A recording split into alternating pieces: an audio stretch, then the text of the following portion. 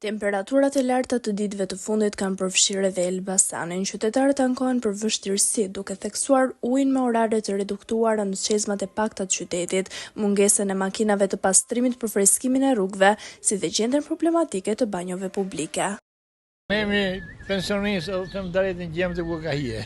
S'kemi bëjnë të do. Tham të drejtën e freskin e marrim në shtëpisë me kondicioner.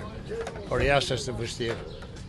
Është e vështirë. Elbasani noton ujë, por tek ne është vështirë sepse në këtë periudhë me ujë ti na ikën në mëngjes më 7:30, unë jam në katin e 5, përdor pompën deri në ora 8:15, 8:20, dhe në mëngjes na vjen lirë shumë deri në ora 7:30. Me i bajnë, po të kush të marrin dhe.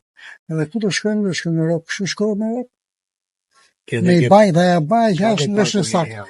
Vetëm 2 orë unë në këtë ka pak njëzë, pak në drejtet, ne? Krusë nuk rrje pastë. Duhet varë. Ne mendojmë që duhet varë. Por se sa ja rrinë qëllimit ata, se ne ata s'na pyesin fare. Jo, me ndërprerje. Është me ndërprerje. Nuk është të jetu i vazhdueshëm.